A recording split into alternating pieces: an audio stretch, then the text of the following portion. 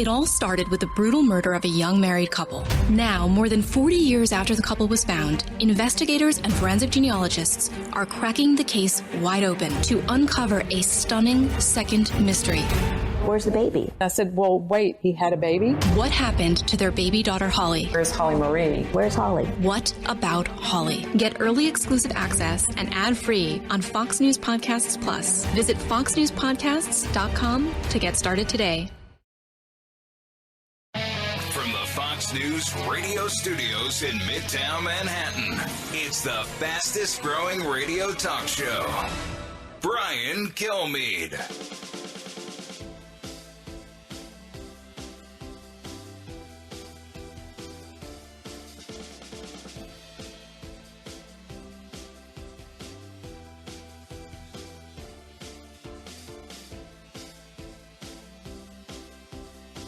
Hi, everyone. Welcome to the latest moments of the Brian Kilmeade Show, 1-866-408-7669. If you're smart enough to be watching on Fox Nation, you see Mike Rowe here. He's set to host his show. I always mess up all his plugs. I want to make it perfect now. Please back off and give me some room. 8 o'clock on Mondays, we're going to watch his show. How America Works. And that is just one of the many things Mike does. He's going to be here for a complete hour unless he storms out again, because when one of these big stars get booked for a whole hour, you say one thing wrong and they just storm out. You say, it doesn't matter what I say, it's going to turn into some weird headline, and then I'm going to get hell for it. And thank you in advance. All right, so that would happen a lot, doesn't it? It never fails. With us. Yeah, it never fails. Rowe takes sip of coffee, coughs through nose, sends hidden message, rips libs. What? Let's go over the big three. Now, with the stories you need to know, it's Brian's Big Three. Number 3. There are two Elons that we're seeing. There's the public Elon that's, trolling and saying $8 please on all the complaints about some of the shifts in the moderation and other activities. Then there's what's happening behind the scenes. Twitter takeover. Bold but bumpy start for Elon Musk. From hiring to rehiring to billing to new rules, changes are afoot. Number 2. Everybody, I promise you, in the very next very, very, very short period of time, you're going to be so happy, okay? The former president of the United States in Latrobe, Pennsylvania. 2024 race officially begins whenever the midterm results are confirmed. But one presidential candidate has made it clear he's in, and one major name made it clear he's not. We'll talk about it. Number 1. The conduct of the candidates and the quality of their individual messages and their individual campaigning can oftentimes make a big difference one way or the other. And I'm looking for the surprises on Tuesday night. And that is Karl Rove. Kind of mellow for Karl Rove. I'm surprised. 24 hours in counting until midterm madness ends when the counting begins. We will look at the issues that matter most to what you all are saying, and it's basically unanimous. It's about the economy, and we're not stupid. Mike Rowe, welcome back. Thank you for getting my name all grouped up with words like not stupid. Right, absolutely. And by the way, Mike could not get out of his first appearance because we were in the elevator together. Which kind of made me nervous because I had a lot of stops. Well, I'm priding myself on getting here by 9:06, and today kind of scared me a little. I thought I was late, so I'm taking big steps. I'm moving fast, trying to negotiate the incredible elevator complex system here. And then I turn around, and there you are coming up the hallway. Right. So I'm like, well, they're not going to... You have never been nervous about anything in your life. When's the last time you were really panicked? Oh, panicked? Yeah, well, were you really nervous? I can't believe this is happening. I'm not ready. I'm not prepared. I'm late. I'm early. Whatever it is. Not so much in the TV game anymore. But I left a department store the other day, and I was late to get to where I needed to be, and my car was gone. There's an empty spot where I had my car parked, and I was 100% certain, Brian. 100% certain that was the spot where I'd left my car, and therefore concluded my car had been stolen. But of course, that's not where I parked. I parked on the other side of the building. Wow. I couldn't have been more wrong. But man, in that moment, I was so sure that the car was gone, and then to realize within minutes, not just that I was wrong, but that I had been categorically, spectacularly incorrect. You know what would have been worse? You called 911. No, and then you say my car is stolen, and the cops come and see, because the cops know me. Right. I mean, it's Dirty Jobs, How America Works. It's very, very, very cop-friendly shows. And, yeah, for a cop to see me in a panic situation, it's just unacceptable. You know, it would have gone to the heart of the brand, Brian. It would have degraded it. I can't have it. So were you angry? No, I was humbled, actually. And you know what? I don't know what you want to talk about for the next hour, but that feeling of being certain and then have it come right on the heels, right juxtaposed to the realization that you're wrong. That's so humiliating, and it's going to happen tomorrow for a lot of people. And it's been happening, in this whole news cycle in so many ways. People are so long on certainty in so many areas, and then they're confronted with the undeniable truth of their incorrectedness. And you see just it's cognitive dissonance from sea to shining sea. That's what's going on right now. And the one thing I did, we've all forgotten where we parked. I like it. Yeah, I mean that could be one of your Facebook. That could be. Don't you have a new series about that? How everything's connected? Yeah, it's called 6 Degrees. That's still out there. Right. I mean, you just did it. Yeah. So I can't help it. And I interrupted the end of your story while you continue to say yes when I try to book you. Right. When you have this great story, and I ruined the end. Well, that's another thing going on in our country, right? We can't 2 ears, 1 mouth, but we got it all backwards, right? We interrupt everything going on around us to let everybody know with great passion how certain we are about every single thing. And we simply can't be right all of the time. In fact, we're not. We're wrong most of the time. We can't remember where we parked.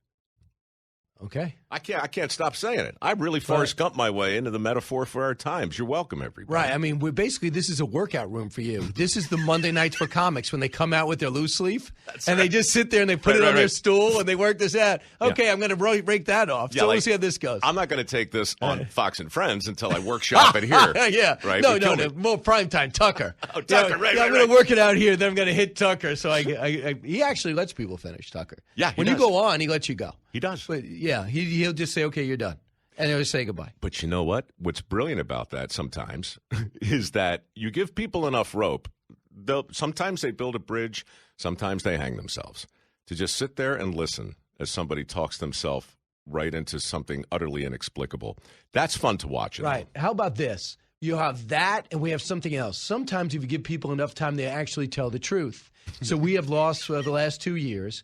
We have heard that when the price of gas went up, we heard that when you're running for president, I'm for fracking, even though your background says you weren't. When the price of gas goes up, it's not my fault. It's Vladimir Putin's fault. It's Saudi Arabia. They cut back production. I'm mad at the oil and gas companies. I'm mad at the gas station owner. I'm mad at the guy that delivers the gas and the women that might do it too. And then there's this, President Biden, who in Westchester, Sunday night, had a heckler. And the heckler was a pro-green energy, probably nose ring wearing, purple hair adoring person yelled this out. And listen to Joe Biden's response. Cut 1. No more drilling. There is no more drilling. I haven't formed any new drilling. So he told everyone production is up. It's just that the oil companies are being greedy. And now he just says there's no more drilling in this country. Look, I think we've talked about it before, but it's not here though. Well, it's the emperor's new clothes, right? It's the emperor's new clothes, and to look at it. Look, the first episode of How America Works in season 1 was oil. We literally took an hour to show you exactly how robust that industry is, how deeply reliant we are upon it, and how it's not going anywhere. It all of this stuff, Brian. But we could suppress it until go through pain for 10 years. Until someone gets in office and says, what are we doing here? Look, I just think every so often, and again, I don't even think this is political, but every so often you need that kid in the crowd to point to the emperor and say, wait, that he's not wearing any clothes at all. And I'm not suggesting Joe Biden is the emperor in this metaphor. I'm just saying that whatever the story is, look, that's what Let's Go Brandon was all about. When that happened. Most innovative heckle in the history of man. And I don't think it happened only because people had strong political feelings. I think it happened because the woman who was reporting on the thing said, oh, you can hear the crowd chanting, "Let's go, Brandon." And the crowd and the people at home could hear with their own ears. And she was interviewing a guy named Brandon. Correct. And they could see with their own eyes that's not what was happening. So, in my mind, ever since then, there's been this growing sense of, wait, what do you mean that was a successful withdrawal from Afghanistan? I'm watching people fall from the sky. Wait, what do you mean the border's secure? I can see with my own eyes 10,000 people coming across it. Wait, what do you mean crime is down? I'm watching people get shoved in front of the subway. Wait, what do you mean you parked there? Are you sure? Yeah, I'm positive. But here's your car on the other side. You sure? Right? Well, So it's all that. The problem is why your analogy doesn't work, and I wish it did, is you sincerely thought the car was parked there. Yep. I know that they're duping us. Okay, well, see, and then, that's the problem. Right. Well, look. And you were certain. If you said, I thought, we were out of oil, so I said stop drilling because I had a geologist that told me, but you know that you're doing this on purpose. I'm not saying you're wrong. I'm saying that this is one place where the line is. Now, if I learned that somebody took my car as a joke and moved it, and I just haven't figured it out yet, that's what you're saying. Yeah. Somebody moved my car. Somebody moved my cheese. In my case, I just screwed up. I just forgot. But, we can give as much benefit of whatever doubt as we want. So let me tell you what caused, on a Saturday, his press secretary to scramble to do some damage control. Cut to. Cost them too much money. They can't count. No one's building new coal plants because they can't rely on it, even if they have all the coal guaranteed for the rest of the existence of the plant. So it's going to become a wind generation. And all they're doing is going to save them a hell of a lot of money and using the same transmission line that transmitted the coal-fired electric on. We're going to be shutting these plants down all across America. A kid from Scranton knows, what fuels Scranton? Coal. Coal miners. What do you think coal people are thinking to themselves, knowing they're providing the coal for the electric grids, that China is buying tons of coal, other people, they're doing this for a living, and they find out this? Well, I like we said earlier today, I think they're profoundly annoyed. I think that they are the kid in the emperor's new clothes. They're screaming, wait, what do you mean? How can you even say that? But to me, the bigger question is, if you're paying attention to energy with a capital E and you're looking around the world, you just hinted at it. Here's a figure that's not in dispute. India and China combined are building a coal-fired power plant every week. And the plan is to do that every week for the next 30 years. So I could be wrong, but that's an easy Google. And it's confirmed all over the place. So, how can you talk about, never mind that, what about the other 3 billion people who rely primarily on wood and crap? Wood and dung is being burned and doing, just so much more impactful on the atmosphere we all share. Those people have to get to coal, oil, and gas. So a fellow Democrat, Joe Manchin, comes out and says this: President Biden's comments are not only outrageous and divorced from reality, they ignore the severe economic pain the American people are feeling because of rising energy. Comments like these are the reason the American people are losing trust in President Biden and instead believe he does not understand the need to have an all-in energy policy that would keep our nation totally energy independent and secure it for the future. And he goes on. So a fellow Democrat said basically what you just said directly, knowing that an election was 2 days away. That's how outrageous it is, because he's in West Virginia. You know what they're doing in West Virginia. So when we come back, more from Mike Rowe, we're going to lighten it up and talk about something that happened in 60 Minutes that probably affects all of your family. Don't move. Politics, current events, and news that affects you. Brian's got a lot more to say. Stay with Brian Kilmeade. Listen to the all-new Bret Baier podcast featuring Common Ground, in-depth talks with lawmakers from opposite sides of the aisle, along with all your Bret Baier favorites like his all-star panel and much more. Available now at foxnewspodcasts.com or wherever you get your podcasts. from the Fox News Podcasts Network. I'm Ben Domenech, Fox News contributor and editor of the Transom.com daily newsletter, and I'm inviting you to join a conversation every week. It's the Ben Domenech Podcast. Subscribe and listen now by going to foxnewspodcasts.com.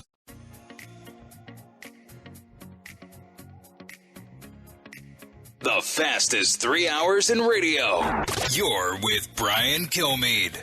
You can't win a war on social media. Just don't engage.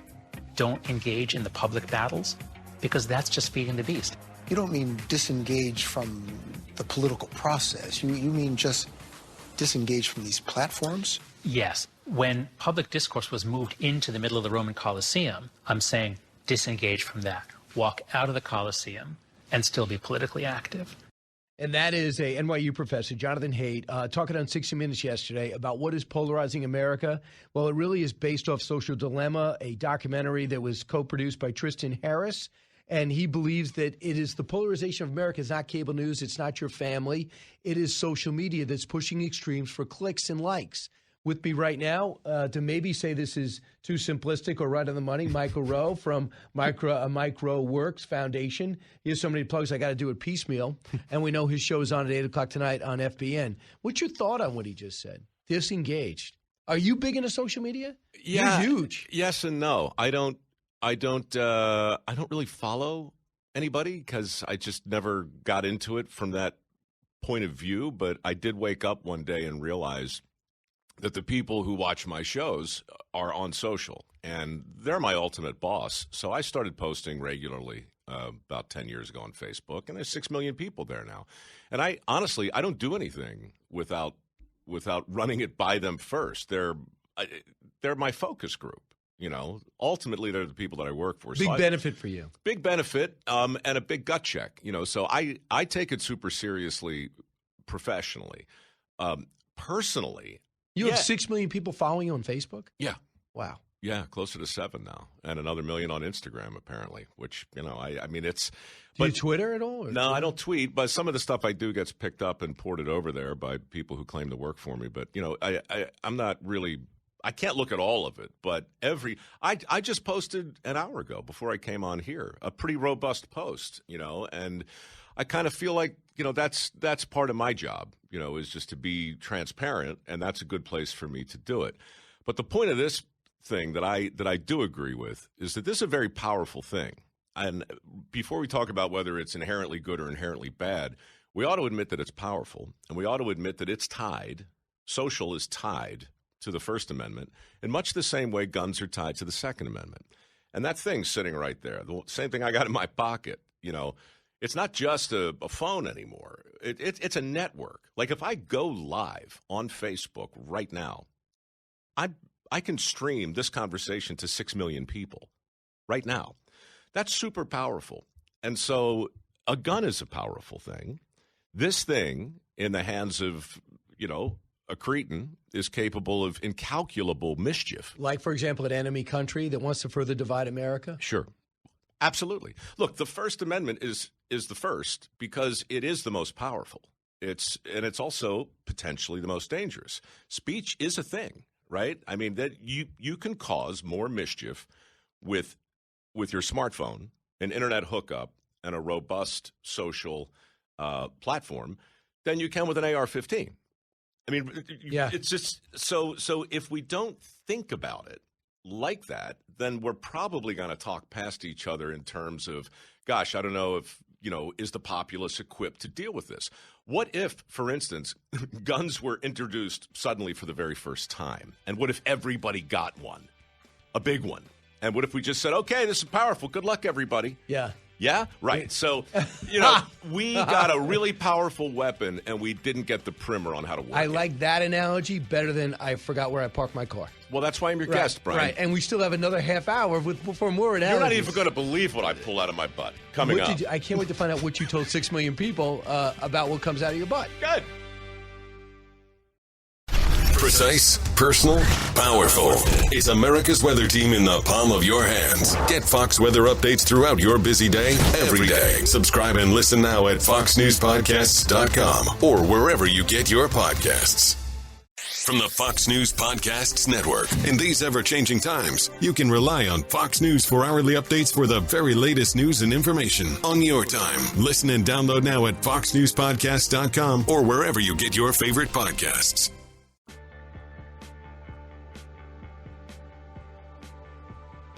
The talk show that's getting you talking.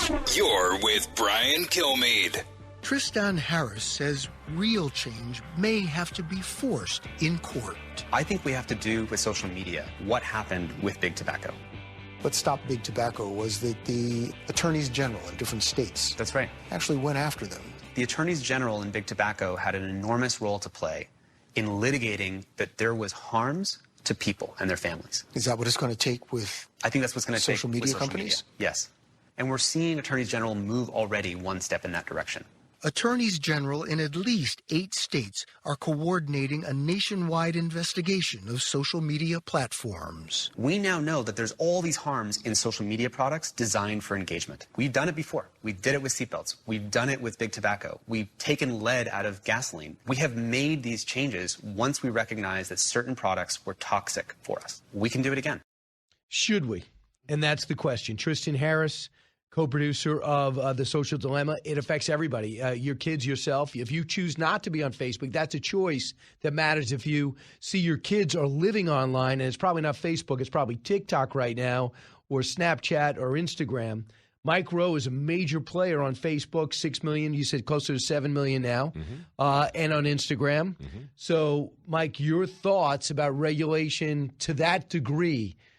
And I think you're hearing this for the first time. So what are your thoughts? I mean, personally, I think part of me would be kind of relieved because it is a barking dog in a sense. I mean, if you're going to treat it seriously, if you're going to I can't ignore 6 million people, so I don't. But again, we're talking about a couple different things. Let's go back to your first question. Like the last time I felt panicked, right? What if you framed this whole conversation in terms of how do you feel when you forget where you put your car versus when you realize you've lost your phone? What goes through your mind when you realize, holy crap, I'm not connected anymore. I'm not connected to social. I'm not connected to my contacts. I can't make a phone call. Say you're traveling. There are a lot of people listening right now who know exactly what that feels like. They got off the plane and they don't have their phone. They left the house and they don't have their phone. Well, my problem is this. Yeah, you get all your credit cards. But still, they got everything about me. Somebody else has it. That feeling that races through your guts and makes you almost nauseous when you realize you've lost your phone and you can't get it back right away, just throw more gasoline on that if you're a kid. Throw even more on it if you're coming out of a lockdown and your only source of connectivity relies upon this thing that we're talking about right now. When you are suddenly cut off from that, I would argue that feeling is not so different, to take the metaphor a step further, than when you go cold turkey on tobacco.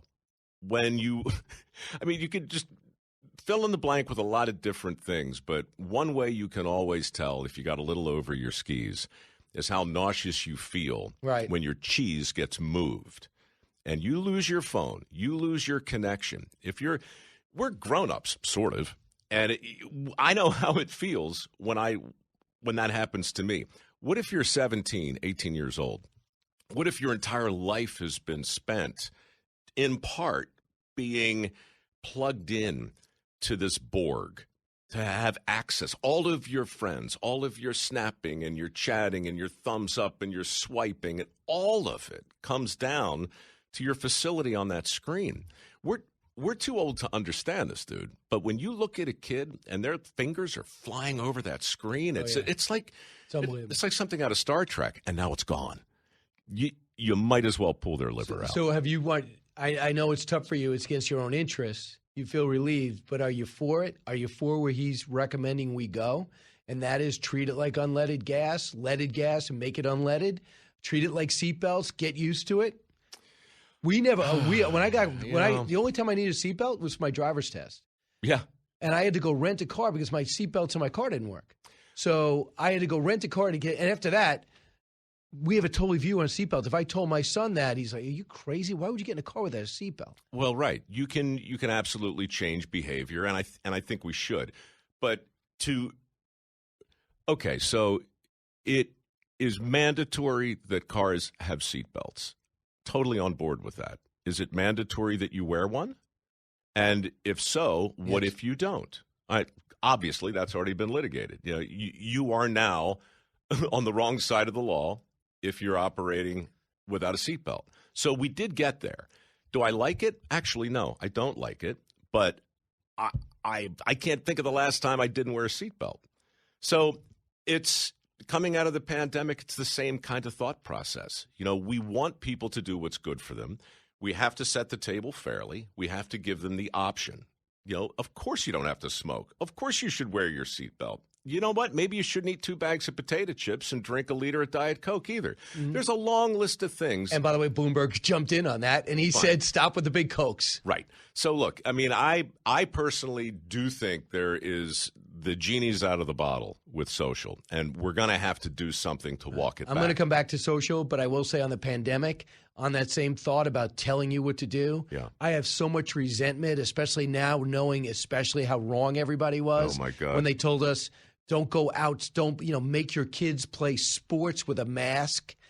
Go wipe everything down. Take all your clothes off before you walk in your house. What did you think? Don't you go to work? What did you think the other day when you heard about amnesty for all of that? From the Atlantic magazine writer. Yeah, you're right. I was outraged. I was too. Yeah, and she was on Face the Nation this weekend. But I wasn't politically outraged. I was just outraged because how in the world are you ever going to learn anything if we can't look back and say, here's what we got wrong? And if we can't in the same breath say, and remember how certain you felt? Remember how sure you were about the 6 feet thing, about the mask thing, about the booster thing? Remember how certain you were, Mike, when you knew you parked where you weren't? Same feeling. Right. Right? It's the same feeling. Although there's people in charge that were experts that do this for a living, that even though you don't know exactly how the pandemic was going to happen, they knew a pandemic would happen. And almost everything they said, Anthony Fauci, from pandemic's not going to be a factor here. Mm-hmm. Don't wear a mask. It's going to give you a false sense of security. Mm-hmm. A vaccine, if you take the vaccine, you will not pass the virus or get the virus. Right. And all of that was flat out wrong. And they never admitted it. They just moved on without acknowledging it. And I still see people walking around with a mask outside. Sure. And unless they tested positive, you are totally being duped. Right. And look, to be clear, I'll give them every benefit of the doubt. I'm going to assume they're running a low-grade fever. I'm going to assume they have a cold and they don't want to give it to me. But it's the same feeling if you looked over at a stoplight and saw somebody not just wearing a seatbelt, but 2 seatbelts, wrapped in bubble pack, yes, with a helmet on, okay, and their entire car had been wrapped in rubber. You might think, okay, this person is either, are they more responsible than me, or are they crazy, right? So, what are you supposed to do? 1 mask, 2. How about 3? How about 4? Mike, I was on the air when Dr. Birx said it would be a good idea to possibly wear goggles because it could come in your eyes, right? Mm-hmm. And then Dr. Fauci going to these hearings with 2 masks on, right? Then sits in the stadium with 2 people right around him without a mask. Now you're in a different world because we will forgive. I'll forgive well-intended people who sound really, really certain who happen to get it wrong. But it's very, very hard today to forgive a hypocrite. And if that destroyed so many lives. Yes, that's where the line gets drawn. If you didn't practice what you preached, don't talk to me about amnesty. And I'm saying to you, your governor, like Kemp, and DeSantis told the people, here are the facts, live your life the way you want it. And I think they're going to be rewarded. Which brings us back to this. Here are the facts. Social media is way more addictive than we thought. It's way more dangerous than we can imagine. But the genie's out of the bottle. And now, look, we have gun safety classes. Yes. And I'm all for them. Why don't we have some kind of primer for why would you hand a kid a device that gives her or him unlimited access to all the porn your mind can imagine? Why would you do that? And Mike, the other thing is one of the answers is the ink's not dry yet on social media. It's so new. It's so new. What are the right ways to go? How much is enough time? Well, why is it that in Silicon Valley, where you live around, their kids are strongly regulated and they wait a long time before because they know who's getting addicted? You want me to go with 31? I'll go with 31 over 34 because, Allison, you have better judgment. I haven't read 31, but I was thinking about 34. I'll go back to behavior in a moment. I love so 31. You want to go 31? I don't know what Because this Allison means, said yes. I feel like I'm in a weird game of news bingo. Right. Can you not interrupt me when I'm talking to my producer? I don't think so. Look, your listeners are confused, dude. Right. I'm telling you. This is what he's here for. Watch How America Works on Fox Business at 8 o'clock. Now can I roll 31? You call that a promo. You sicken me. Let's listen to 31. In their version of TikTok, if you're under 14 years old, they show you science experiments you can do at home, museum exhibits, patriotism videos, and educational videos. And they also limit it to only 40 minutes per day. Now, they don't ship that version of TikTok to the rest of the world. So it's almost like they recognize that technology is influencing kids' development, and they make their domestic version a spinach version of TikTok, while they ship the opium version to the rest of the world. The version served to the West has kids hooked for hours at a time. The impact, Harris says, is predictable. There's a survey of preteens in the U.S. and China asking what is the most aspirational career that you want to have. In the U.S., the number one was influencer. Social media influencer. And in China, the number one was astronaut. Again, you allow those two societies to play out for a few generations, I can tell you what your world is going to look like. There's 60 Minutes last night, a whole thing on social media. Tristan Harris saying in China, the inventors, ByteDance, are the ones that came up with this. TikTok here is the number one app, I believe. And around the country, same thing, around the world. But in China, it's stuff that's good for you. Information that you can grow from. Yeah. All right. Since you sort of teased this in a weird way an hour ago, I'm just going to give you a confession. I'm not on TikTok, but I'm on Facebook, and Facebook has a thing called Reels, right? And I walked into the restroom, my personal bathroom at home. All right, I don't want to give you too much detail, but I walked in there, and I settled in, and I had my phone with me. Like, what else do you need to know? And I'm checking stuff, and there I am on Reels. You're on. I'm on, not me, but I'm just scrolling through, right? I'm looking at 15, 20-second videos. And this is a first for me. Like, I knew it was there, but I went down the rabbit hole. And I'm sitting there looking at Reels on Facebook in my bathroom. I sat there so long, when I stood up, I fell down. Like the blood. You had, no I fear. spent 20 minutes on the can. Look, now I'm a grown man. I'm busy, man. I'm busy. I got 3 shows. I got a podcast. I got a book to write. And I sat there like an idiot in the bathroom, which I know is bad for me on every level, looking at this thing like a caged monkey. And think about a 12-year-old or a 14-year-old or an 8-year-old or a 16-year-old. If it can derail me, right, exactly. So, look, there is maybe it's dopamine, maybe it's whatever it is. That's beyond my pay grade, but it is real. FCC, by the way, FCC, one of the FCC officials came out and said we should ban TikTok flat out. Trump brought it up, ban it. Then we kind of forgot about it, and then people are using it like Barack Obama sitting Indian style on the ground talking to an influencer under a table. Mm-hmm. You saw that. And you just see Joe Biden doing something ridiculous with a transgender teenager who's a big influencer on TikTok. He didn't know what he was saying, but he believed everyone should get transitioned. That's what but Joe Biden was agreeing to everything. So I'm just saying, so they're using it now to get to young people. Yeah. And I just think we have to do this. But in the bigger picture, why were we lured into that? And who's going to be the next one to come into that? Yeah. And the thing is, I've gone into a rabbit hole on YouTube, but it's all positive. I go from one documentary to the next, and I go, yeah, you got me, and I'm guilty, and I'm happier I did it. But I'm one in a positive way, not like you who did something that you feel you shouldn't have. Yeah, it's junk food. Look, I mean, you can sit down and you can get up from eating a lot. You can eat too much healthy food and feel like, why in the world would I do that? Or you can eat too much garbage, and it's worse. Right. And when we come back, how it affects behavior. Dr. Phil weighed in with Joe Rogan. I want to share some of that. Meanwhile, we're at election eve. We haven't talked much about the elections, but we should. But we only have a little time. Unless you can stay for another hour. Yeah, where else would I go, Brian? What else would I do? Watch How America Works Good. on Fox Business at 8 o'clock. Good. And then he's the host of the podcast, The Way I Heard It. Right, And good. you can find all this out on at Mike Oh, Rowe my God. Works. At, what? What is with the at? Just go to microworks.org, for God's sakes. Educating, entertaining, enlightening. You're with Brian Kilmeade. Hey, it's Will Kane, co-host of Fox and Friends Weekend. Join me as I share my thoughts on a wide range of topics, from sports and pop culture to politics and business. The Will Kane Podcast. Subscribe and listen now at foxnewspodcasts.com.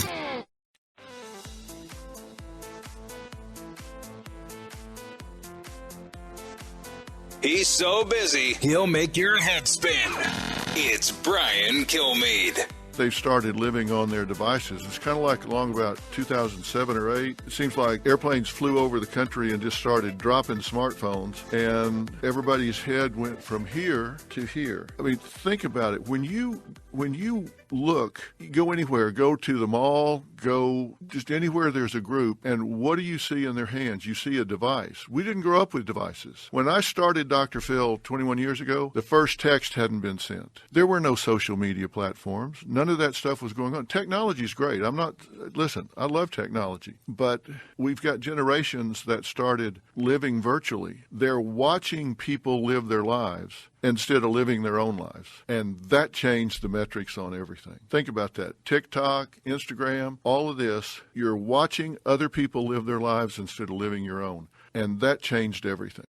And like I said, with this metaverse, I understand the mission statement is to basically put those glasses on or whatever they decide to use, and you start living a life that doesn't exist, but does exist if you believe in virtual reality.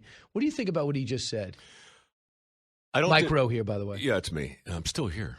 I'm like stepping in gum, man. I know. I just saw you promote on Fox Business, so you definitely eventually have to leave. Coming up next, Mike Rowe. No, he's not coming up next. He's right here. So two things. I think he's correct, but I also don't think he said anything that wasn't said around the advent of television.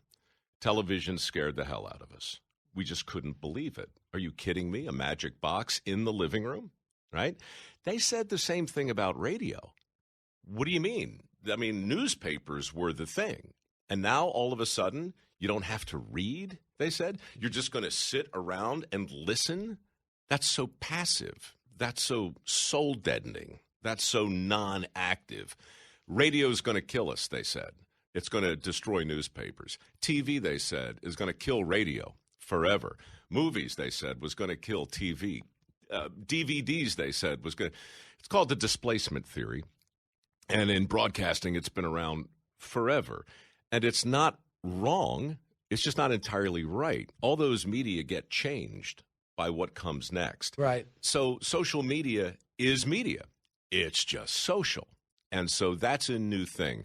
So I think Dr. Phil is right. And I share his concerns. But I'm also mindful of the fact that, I mean, he says these things were like they were dropped out of planes. What about the planes themselves? Imagine being down there in South America in a tribe and looking up and you see a plane. That's the end, right? We need time to adjust to technology that's truly transformational. What do we do in the meantime? Stay close to your friends. You know, meet sing people. a song, Make go eye out, contact. shake hands. That's Remember always- where you park, for God's sake. Absolutely. It's a full circle. It's like a Seinfeld episode. Watch How America Works, 9 o'clock at 8 o'clock on Fox Business. Unbelievable.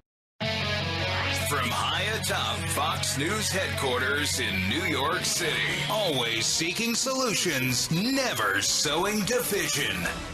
It's Brian Kilmeade.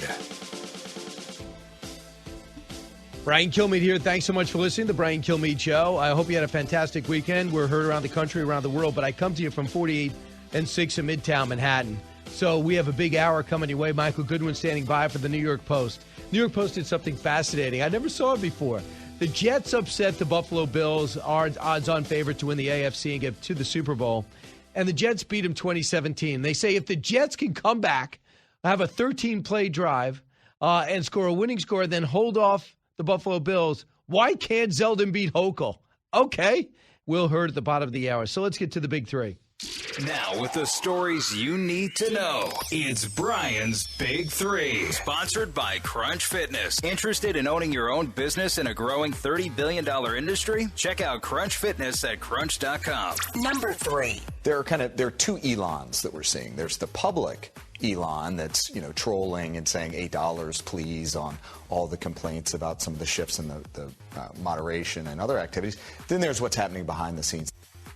That is a cyber expert called Christopher Krebs talking about the Twitter takeover.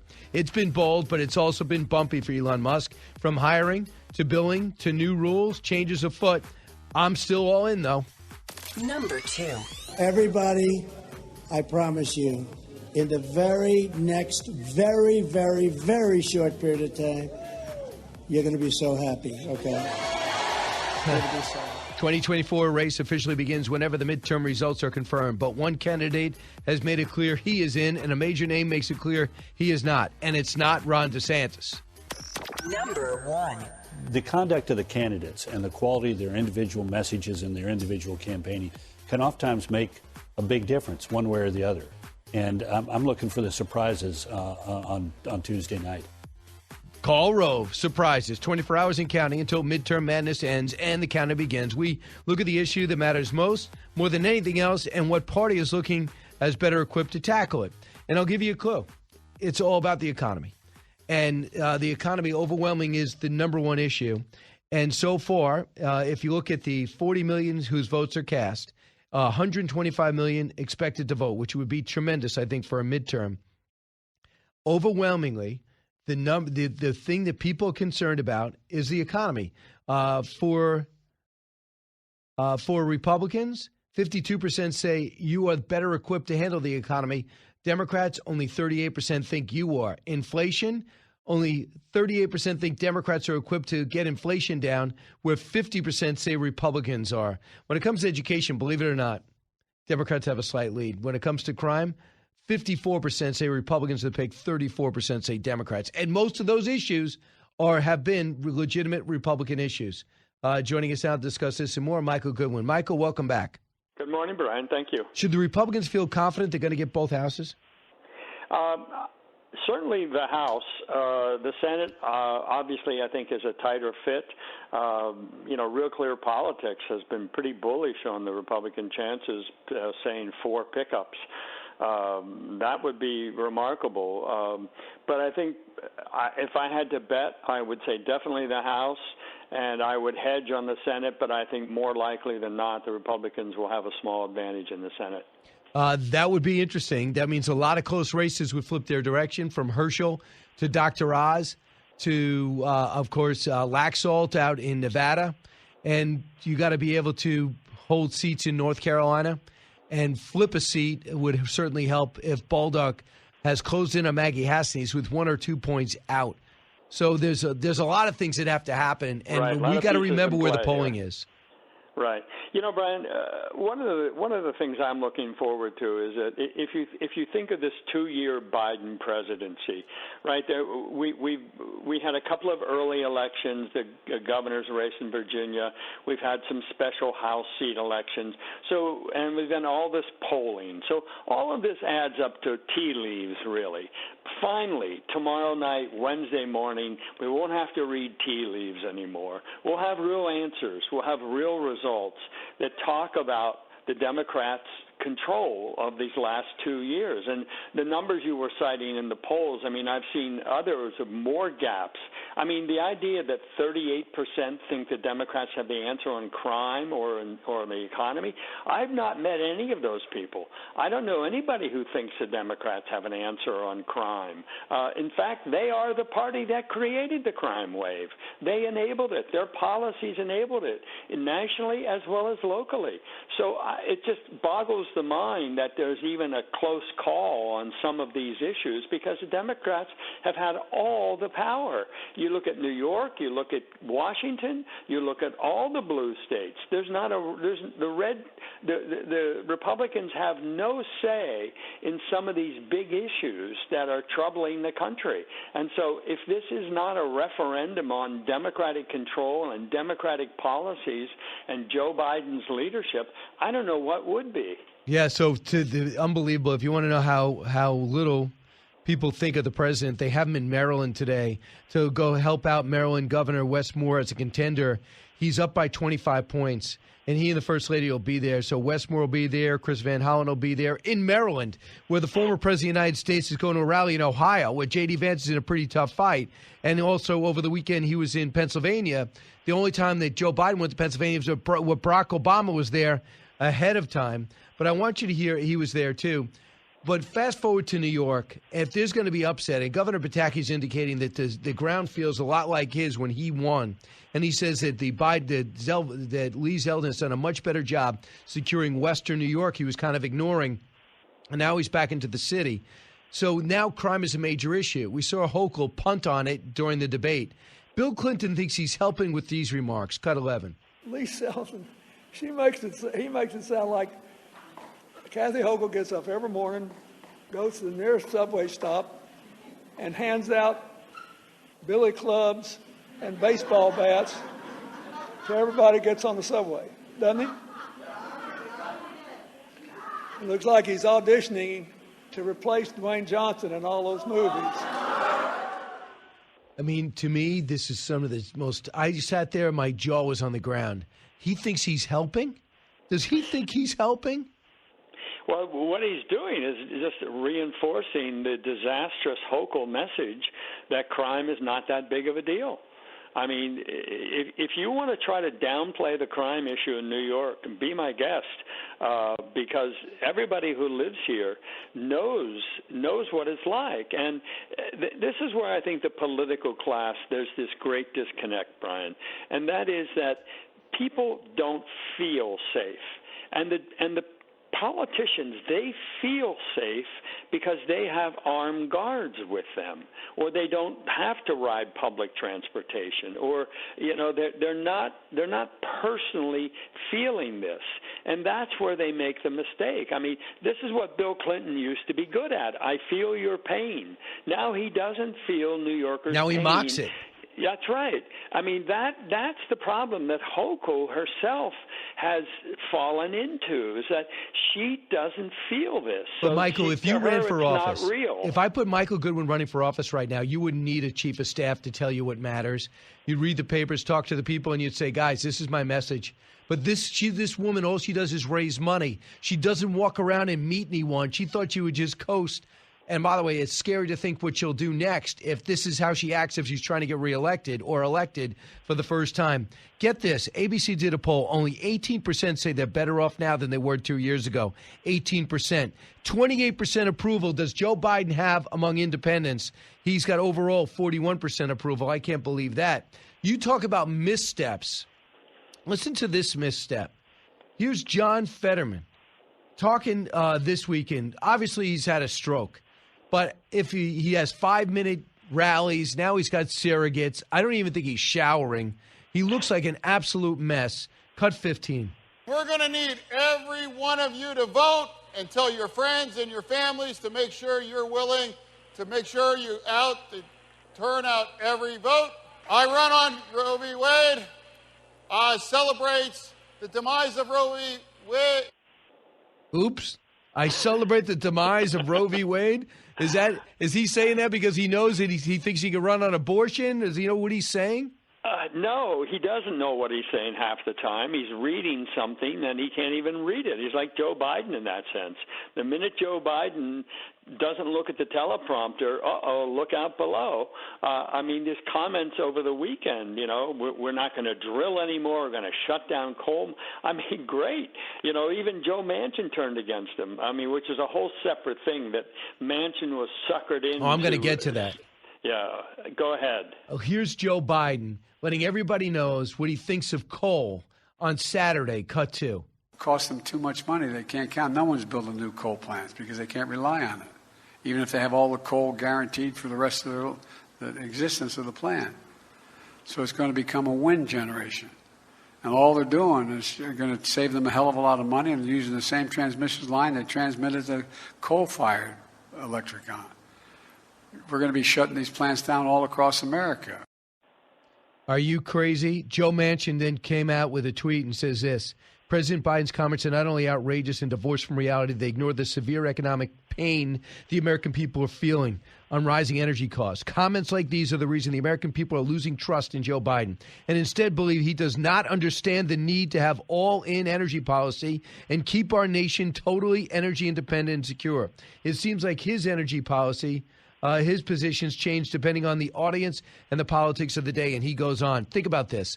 For a Democrat, even Joe Manchin, to do this 2 days before an election, think about how seething he was and how damaging it is, but how many real people in this business have been hurt by Joe Biden's policies and fantasies. Yes, and one of the shames of it, Brian, is that Joe Manchin was part of the problem. He was right to reject all of those policies. He stood up against them, and then for some unknown reason, he caved in, made a halfway measure. And this is not only going to hurt inflation, this latest thing that he backed, but it also, he counted on the trust of Democrats for permits, for drilling, and all of those things, thinking he could sort of make a special deal. He could have it both ways. But he misread the Democratic Party. It's not the same Democratic Party. It is now a radical party. It is an anti-fossil fuel party. And they 100%. lie about it. And they lie about it. And here's the problem. And Manchin knew all that. So I have to say, when a guy makes a stupid deal like that, he's either cut a secret part of that deal or he's not thinking with his head. Because Manchin knew better and then backtracked, and so he deserves this. He deserves to be betrayed because he betrayed people who counted on him to stand up against this. I mean, what a mess he's made of his own reputation. But what bothers me most, if he just said, listen, I'm going to get rid of coal, I'm going to get rid of fossil fuels. Instead, he told us he was going to frack. And he told us the energy production was the same. And the oil companies were being greedy. And Vladimir Putin's price hike, that's what this is. And Saudi Arabia cut back production. That's the problem. And then we find out he totally lied because he knew all along. It gets worse. Listen to what he said in Westchester yesterday to a heckler. Cut one. No more drilling. There is no more drilling. I haven't formed any new drilling. So he's telling everybody no more drilling while blaming other countries for it and saying oil companies are being greedy and the refineries got to pick up the pace.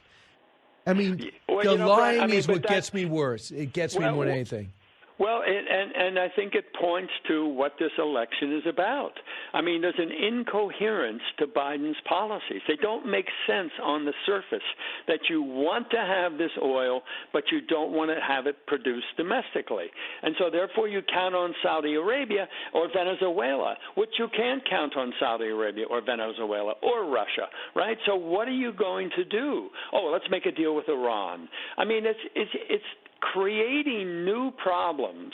This oil independence, energy independence, is a gift from God, and to reject it and to make ourselves subject to these totalitarian regimes, which are persecuting their own people, killing their own people, and we're going to make a deal because Joe Biden doesn't want to have a drill. Why? Because AOC doesn't want it, because because John Kerry won't be able to fly everywhere and be a hero in climate change.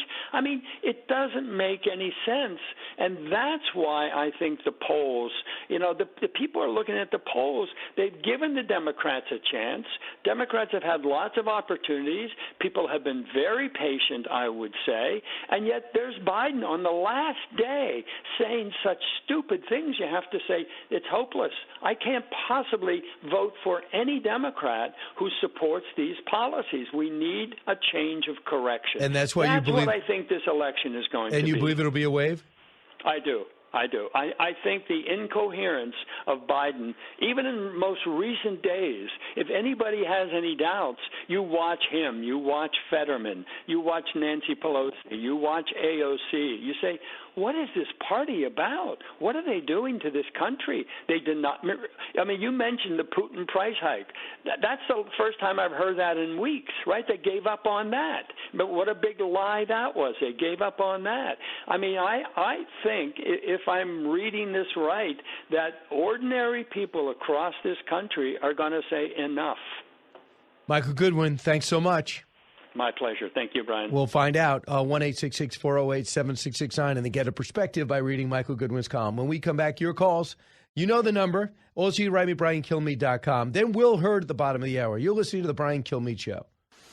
Coming to you on a need-to-know basis, because, man, do you need to know. It's Brian Kilmeade.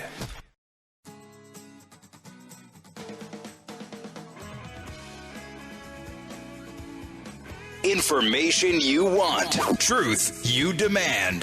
This is the Brian Kilmeade Show. A majority of Americans think democracy is under threat. 80% think that if the opposition comes into power, that America as we know it will be under threat. But when you ask them which party is the greater threat, independent voters by about 7 points think it's the Democratic Party, not the Republican Party. So while Joe Biden is talking about how democracy is on the ballot, I don't know that his message is landing the way he thinks it's landing with these voters who are going to decide the election. Sarah Isgur weighing in, the DOJ spokesperson or the former DOJ spokesperson on This Week with George Stephanopoulos. That's just it. Democracy is a big deal, but both sides are blaming each other for the problem. No one forgets 2016. Donald Trump's an illegitimate president, a Russian hoax that was trumped up for 3.5 years, and all these other follow-up investigations, the FBI raid. People think that's anti-democratic. People are worried that the FBI has turned, that you put Paul Manafort in solitary confinement, but you have the president's son walking around like he doesn't have a care in the world when we know how corrupt he is. By the way, over the weekend, Tony Bobulinski made it clear he's got proof he had 2 personal meetings with Joe Biden when he was vice president and after he was president on these business dealings. So when Joe Biden says, I have no knowledge of my son's business dealings, that's another lie that he had no problem yelling about. You ever notice Joe Biden's yelling all the time? Are we going to find out that every time he yells, he's lying? When we come back, one thing is pretty clear. I will be joined by Will Hurd. If you want a guy from Texas that understands the need to work together, he wrote a book about it, and also how some Hispanic community is flipping Republican. Do you expect a big wave, that to fuel the big wave? Will Hurd, the Texas congressman, next.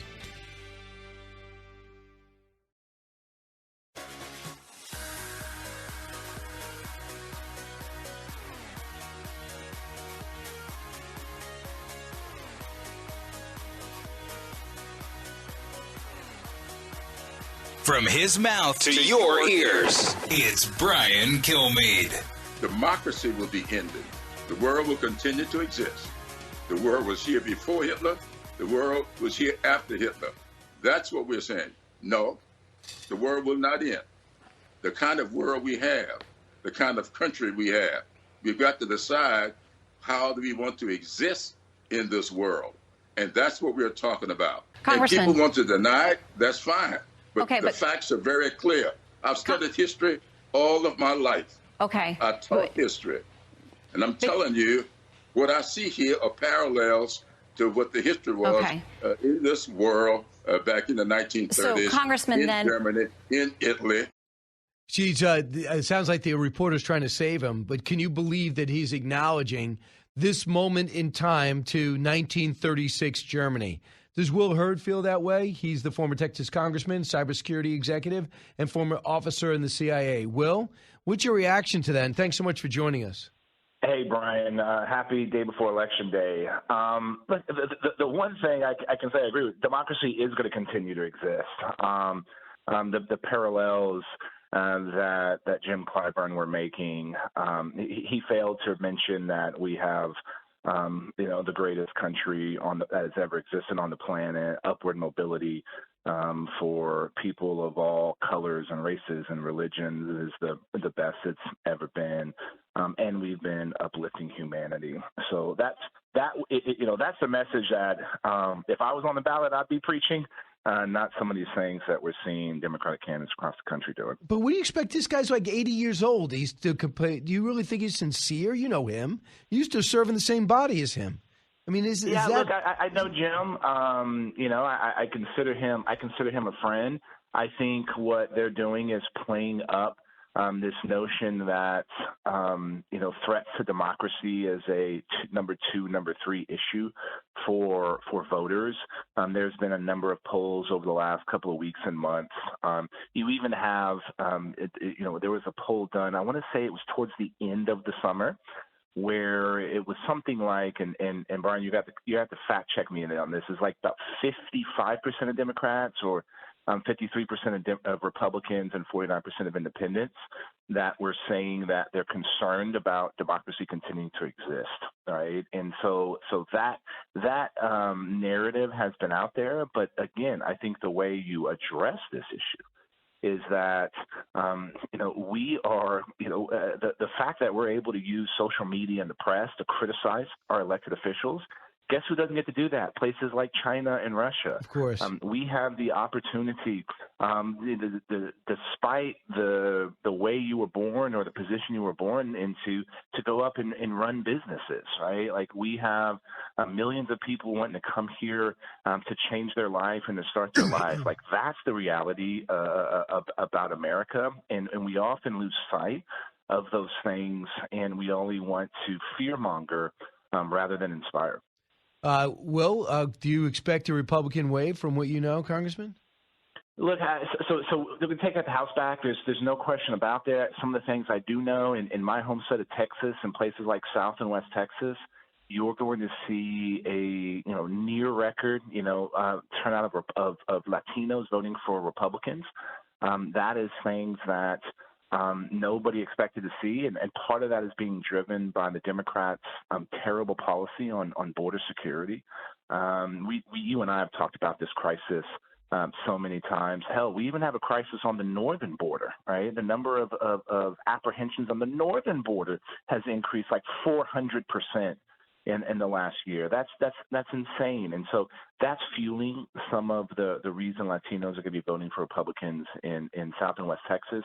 In some of these swing states on the Senate side, we got to make sure we turn out to vote on Tuesday. If we turn out to vote on Tuesday, we can see that landslide. So I've learned in my almost 10 years of being associated with politics that polls may help you with trends, but polls don't necessarily dictate what can happen on Election Day. So as long as Republicans get out to vote, we'll see a red wave. And we need to be voting more on Election Day than we saw in some places in early voting. Well, I mean, in terms of oil and gas and the border, that's really telling Texans, don't believe your eyes and don't bother me with your lifestyle problems. They're ignored it. Outside Henry Cuellar, I don't see any Democrat doing anything except lip service. I'm not even seeing lip service when it comes to the border. Is this the worst you have ever seen it? Look, it is so hard to encapsulate how terrible things are. When last summer you had 14,000 people sleeping under a bridge. Last week or last weekend, you had people attacking Border Patrol with a flagpole and trying to overrun some of these places where folks are coming in illegally.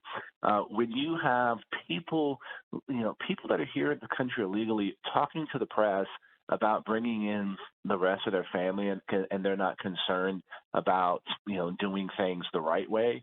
Right? It's just wild, and this notion that Democrats believe in concept of open borders. Most people don't see that. There was a recent article by Tim Alberto where he kind of talked about what's happening in the Latino communities in Arizona, Texas, and Florida, and how the Democratic Party is completely out of touch. And part of this is being fueled by this nonsense on these border policies. And you bring up energy as a perfect example. When almost 40% of the population in South and West Texas rely on the energy sector for their to be able to put food on the table and a roof over their heads, and they feel like the other party, the Democrats, are against that. At a time when inflation is sky high and people are worried about a recession, they're not going to vote for the entity that seems to be going after the way they make a living. All right, and so those are two things that could be driving votes here in South and West Texas. Congressman Will Hurd is with us now, former congressman, but I want you to hear some of the interesting way that voters are being lured by the Democratic Party or their officials there. pretty much through insults. Let's listen. I love those signs when I came in. Socialism. Just give me a break. What idiots. The American people, they're treated like they're a bunch of dummies. They're not idiots. Okay, now granted, there's 330 million people in the country, maybe a good 80 to 90 million aren't very bright. Is that going to help? That's Michael Moore, the second one. Look, of course not. And here's what I don't see happening on the Democratic side. If they're saying all these things, if they actually believe these things are true, and they're getting ready to get their butts kicked, and we're going to take the House back in this election, is there going to be soul searching and being like, man, we really missed the mark, right? Or we really lack the true understanding of where the country actually is. And what's always fascinated me, and you knew my old district, it was 50-50, 50% Democrat, 50% Republican. And so I spent a lot of time in blue areas. And what I always saw is that the Democrats were saying that the party's leaving us, right? They're taking us for granted. They're not focusing and caring on the issues that we care about. And the fact that their elected leaders' rhetoric is basically straight up agreeing with that and doubling down on that, that's one of the reasons that they're going to lose, especially big time in the House of Representatives. Congressman, this is what I get from a lot of people. They say if the House goes to Republicans and the Senate goes to Republicans, so what? What could they actually do? They don't have the White House. How could they actually get things across like border security? How could they let them to know that being able to explore fossil fuels and drill in federal land is key, and offshore drilling has to resume? How can you do that from Congress? Well, it starts with, and I hope Kevin McCarthy puts forward an appropriation. This is the funding of the government. And let's start doing it based on 2 years, not just 1 year. And so we can start understanding what a one-term, we know that Kevin McCarthy is going to be the speaker for those 2 years, right? So that Congress should be saying, this is where we see we want the government to go. Part of that is instead of funding 87,000 IRS agents, let's get 87,000 more Border Patrol agents or 87,000 more judges to do the immigration laws. And so you can create an appropriation for the government, and guess what? Force President Biden to veto that. So you're able to create a clear actual plan on the tools that we need to do border security. The oversight function of Congress is incredibly important. And so why were some of these decisions being made to treat everybody as an asylum seeker? Why are we doing things, how many people are we actually releasing into the interior of the country that isn't being reflected in some of the metrics that Border Patrol is putting out? These are some of the things that a Congress can do. When you're dealing with inflation, what do you need to do? You need to reduce the government spending, and so we can put forward a budget and an appropriation that reflects that in order to help the American people deal with inflation. And so these are the things that a Republican House and Senate can do, and that's going to show a contrast. And President Biden can work with a Republican Congress, or he can fight against it. And if we're putting something forward that the American people love and President Biden is vetoing that, then there's going to be serious ramifications in 2024. Very interesting. Congressman, prediction? Prediction. Republicans take the House for sure, and I think people are going to be shocked by turnout of Latinos for Republicans in South and West Texas and a place like Nevada and Arizona. Wow, 40 million have already cast their vote. They expect 125 million, 35 seats in the Senate up for grabs. The GOP needs 5 seats to flip the House. That's almost certainly going to happen. On average, since Harry Truman was in power, the party in power has lost about 43 seats. We'll see what happens. I don't think this administration has a strong report card to work on, and I don't think they do. I don't think they think so either. Well, Congressman, always great to talk to you. Brian, good. It's always my pleasure as well, and thanks for always following these important issues. Absolutely. Then we talk about getting things done because you're great at that. Congressman Will Hurd, thank you. When we come back, I'll take your calls, 1-866-408-7669. I know you have a lot to say. You probably talked all weekend about it. You may not wait online like me, 45 minutes to vote on a Sunday. I never thought I'd have to wait that long. Brian Kilmeade Show. Learning something new every day on the Brian Kilmeade Show.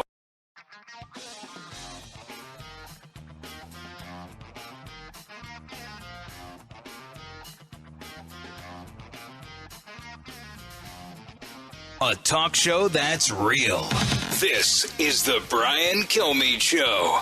Haidt says the people most likely to fire their social media dart guns are those on the far right and the far left. And what percentage of the population are they? It's about 7 or 8% on each side. So the extremes have been handed the power to dominate, even though they are fewer in number. That's right. Exactly. The moderate majority, Haidt says, is either exhausted or intimidated. It's what I call structural stupidity. That is, you have very smart people, highly educated, highly intelligent, but you put them in a situation in which dissent is punished severely, and what happens? They go silent. And when the moderates, or when anyone is afraid to question the dominant view, the organization, the institution gets stupid. Yeah, and that was one of these segments I thought was really valuable in 60 Minutes, and it just talks about social media. There's nobody that's not affected. Even if you choose not to go on, that affects you.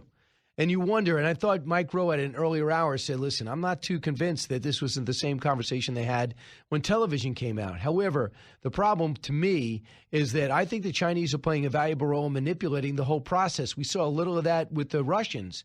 They say, let's just fuel and let's support division in this country. They were sending us to rallies that didn't exist, pushed by Russian bots. Let's go to the phones now. Debbie, listen on WABC. Hey, Debbie. Hi, Brian. I guess I just don't understand. Why does Donald Trump hate DeSantis so much? I mean, it just doesn't make sense. You say what you want about the Democrats. Yeah, Debbie, I don't think they hate him. I think he liked him, but he sees him as a threat. He's a rock star Republican right now. And that he just starts, he's going to take it down like he would Jeb Bush, like he did Marco Rubio and everybody else. But you know something, Brian? The Democrats stick together. The Republicans don't. We need to be united right now and, worry about down the road. But he has done a pretty good, Debbie, I know what you mean, but he has done a pretty good job of being united. But I think once the primary season starts, Democrats take apart their own just like everybody else. We just haven't seen a bunch of good Democratic candidates taking each other apart. I remember Al Gore took apart Bill Bradley because Bradley was a threat to him, and he took him apart one day on the. So Trump is doing what Trump does. He called him de-sanctimonious, but then he gave him a compliment and said, "You're a wonderful governor." He endorsed you, a wonderful governor from Florida. So we'll see. He wants to run. Do you want Trump to run? No, I think he's too divisive. I just really do think I think he's genius. I think if he's a real patriot, he'll sit in the background and help people to straighten out this country. I don't think he'll win. I think we'll lose the election. Did you vote for him last time? Absolutely. Yeah, interesting. A lot of people have told me that. Thanks, Deb. Paul, WABC in Long Beach. Hey, Paul. Hey, Brian. How you doing? Good. What's on your mind? Brian, listen, I'm a Democrat, and I'm voting Republican. And I think Republicans missed a great opportunity. And the opportunity that they missed is that Democrats just 10, 12 years ago believed in, a strong border. They believed in a strong economy. And when you see interviews where somebody plays a clip and shows Chuck Schumer himself saying these things and he runs out of the interview, I mean, I think that's very evident that these guys really missed that. They missed a great opportunity. To show what hypocrites they were and how much they've changed without acknowledging it. And especially Harry Reid saying we should build a wall and others saying how ridiculous our chain migration system is. And now they come out and they want for it. It makes me wonder, this is not a policy. It's an anti-American movement. It's crazy. How is it to our benefit to let everybody in and blow up our whole immigration system and just and try to deride our Border Patrol and then hire 87,000 IRS agents to go after our taxes? It's nuts. Thanks so much, Paul. I understand the frustration. Matt in North Carolina. Hey, Matt. How are you doing today? Good. What's on your mind? You voting yet? Did you vote yet? Yes, sir. That's what I wanted to comment on quickly. I know you're busy. And you're waiting 45 minutes, as you said on the air earlier. Yep. Well, the owner of the talk station, Lockwood Phillips, explained to me, I said, I mailed in last Monday and then checked with the election boards on Friday. They have my ballot sealed, locked in a file cabinet. There's no nonsense, and it's notarized. There's no nonsense in North Carolina. There's none of that scam stuff where, Yeah, good. Stuff. They did not ask me for ID. They asked me for my address. When I told them my address in New York, they said, okay. So I know, that's it. No signature match, no license, no ID. That's it. I'll tell you. Great show, Brian. Thanks, Matt. I don't want to rush through. I just want to remind you this weekend, coming up, I'll be in Tulsa, Oklahoma on Sunday, November 13th. Man, I can't believe it's here already. On Saturday in Brandon, Mississippi. That'll be Saturday night. Go to briankilmeade.com and order tickets, VIP opportunities too. It's a great 1776, not a 1619 night. It's a lot of fun, a chance for me to interact with you. Brian Kilmeade Show. From the Fox News radio studios in Midtown Manhattan, it's the fastest growing radio talk show. Brian Kilmeade.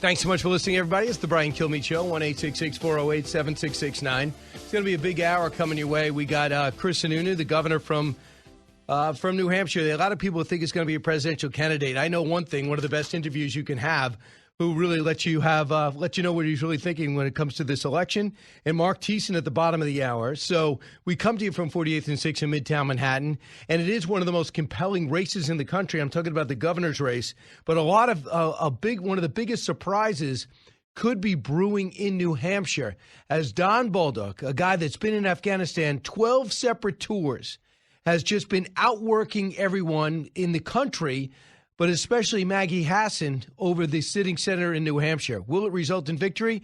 Man, he's within a razor's edge right now. So let's get to the big three. Now with the stories you need to know, it's Brian's Big Three. Number 3.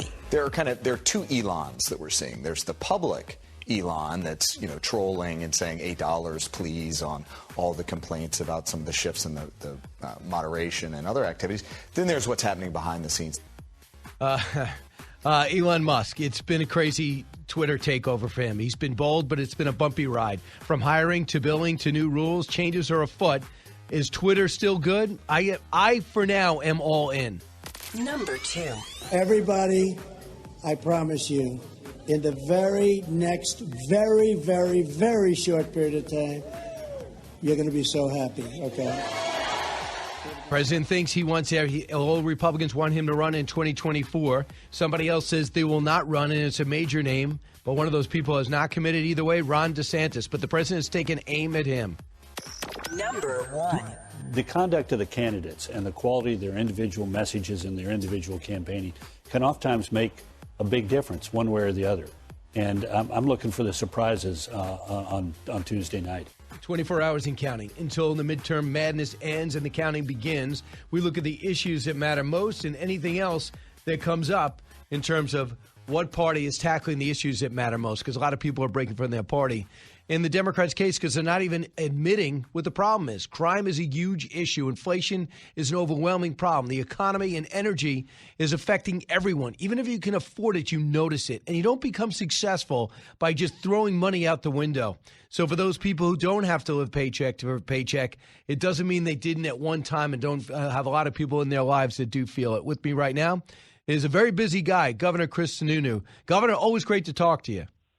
Brian, it is a thrill. We are a day away from the big election, and as you know, in New Hampshire, politics is like our fifth professional sport. As much as we love the New England Patriots, we also love Election Day, so it's going to be pretty exciting either way. You hold your place as the first presidential primary too, right? You bet we do. On the Republican side, we do. The Democrats seem to want to take that away, but look, in New Hampshire, you don't need money, you don't need name ID, you just got to be yourself. To be elected. Don Bolduc's actually a great example of that, and we'll get to Don. But But no, that's kind of why we have the first in the nation, because it's a different way of doing it, and it's the right way. It's very retail politics, and anybody has the opportunity to earn the win. And you mentioned to me with that day that we spent together in 2019, I think it was 2019 or 2018, or it might have been 2020, the 2020 election, that you said, Brian, it's not rare in New Hampshire. Everybody serves in something. In the state house for a couple of years, and they go and they do, and they're in and they're out. It's very commonplace for people to serve. Oh, without a doubt. Look, the vast majority of our government is local, right? It's our town meetings, the power of our town meeting, because that's where the vast majority, the little bit of taxes that we have, is at the localized level. So everyone participates on the planning board, on the zoning board, on the school board, 400 members of the House of Representatives. It's a volunteer legislature, essentially. They get paid $100 a year. So no one's doing it, for the glory. They're doing it because they really just want to benefit their state. So you have a lot of turnover. So everyone participates in the process, which is why voter turnout is so high, and why, if you will, the acumen of our voter base is also so high. People are smart. They pay attention to the issues. You can't get away with things. They really hold you to a sense of accountability, and you have to live up to it. And if not, you're going to be fired. And that's okay. If you're not doing your job, you should be fired, right? What does it tell you, with all years of experience with you and your family, that the President of the United States, the sitting president, 2 years in, is spending the day before the election in Maryland with a gubernatorial candidate, Wes Moore, that's up by 25 points? Look, at first I didn't understand what was going on with Joe Biden in terms of, but now I realize, look, the Democrat elite liberals of Washington, they have no respect for Joe Biden. They're basically using him like some bizarre political tool. I almost feel bad for the guy. I really do. But if not for his terrible policies. But they don't respect him. He's not going to be running in 24. They just keep pushing him out there as the political head of their party as opposed to the president of the United States. And it's going to keep everything really wide open. So there's a lot of folks out there that just don't want to be seen with him at this point, because you're not going after your base. You're going after those independent votes. And so, just send them off to Maryland, where it's going to be a big Democrat win, and keep them out of all these races that are likely to be a little tighter. That doesn't speak too well of your party, your presidency, or the confidence you have in the policies that this Democrat Party out of Washington has driven. And whatever you think of President Trump, you can't say he's not consequential. He's spending today in Ohio. He spent over the weekend in Pennsylvania, and he was also in Florida, and he also played a key role. He stayed away with the Youngkin race, but he did endorse Governor Youngkin, and Youngkin didn't say, I don't want your endorsement, like Joe O'Dea basically did. So here's one thing he did say over the weekend that stood out with me. We have the best poll numbers. Where are they? Are they putting them up on the screen? We're winning big, big, big in the Republican Party for the nomination like nobody's ever seen before. Let's see, there it is, Trump at 71, Ron DeSanctimonious at 10%. So here we go. So the president says, I'm running in a week. And by the way, Ron DeSantis, probably one of the most successful governors outside President Company. Well, one of, I couched it well. One of the most successful governors in the country. And I think Democrats realize it too. So what do you think he's doing there? Look, you don't tout big poll numbers if you're not concerned. I got to tell you, if Trump were to announce that he's running for president, first, no one's going to be surprised by it, right? He's taken that away. The one thing I can tell you about America after this election is done on Tuesday is everyone's going to be thrilled that the election is done, right? People want to spend time in Thanksgiving and Christmas in their families. They want to take a break from politics for a couple months. It's actually the worst possible time to announce that you're running for president. No one's going to care. And so that in itself is bizarre. I think no matter what happens, whether the former president runs or not, you're still going to get a dozen people in this race. He's not keeping anybody out of the race. There's no question about that in my mind. And so it's still going to be a wide open race. There's a lot of time, and a lot of things are going to change between now and next year. So that's kind of it. People say, oh, he might announce it. My thought is, okay. That's not really news to anybody. I think everyone's focusing on closing the deal. By the way, if we don't close the deal tomorrow, then none of this matters, right? So let's focus on what's ahead of us, close the deal. Let's take a breath. Let's let the dust settle a little bit. And then in early 23, we'll all get back to figuring out what's going to happen nationally with the presidential race and other important races around the country. It's not just going to be about the presidential. It's going to be, can we hold the Senate? Can we, build on the wins in the U.S. House of Representatives? And most importantly, do we have the leadership to move us forward instead of constantly looking backwards and I think that's where Kevin McCarthy and if it is McConnell as the head of the Senate, those individuals have to know we need to be moving forward. It's exactly what the country is demanding of us. So. I mean, there's certain things you do want to investigate. I get it. But the last thing I want is another impeachment. I don't want to spend the whole time. And there's only so much you can do, as you know, Governor. There's only so much you can do when you don't have the White House. But you can use the leverage of nominations. Say, hey, you want X, Y, and Z confirmed? You want these judges out there? I'm going to need a wall built. We paid for it already. It's just rusting in the desert. I'm 87,000 IRS agents.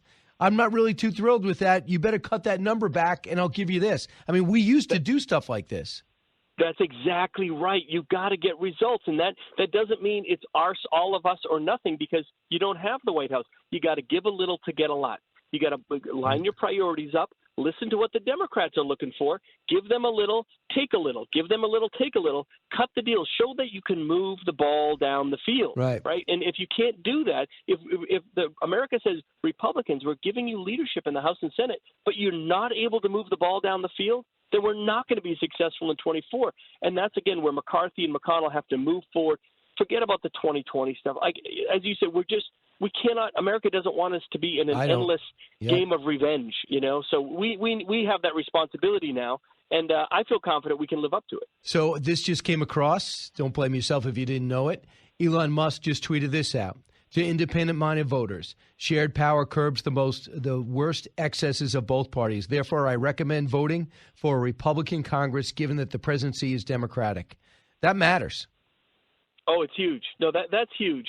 I always say, it'll be exciting to see, on the, Elon Musk going against Mark Cuban for the presidency in 24.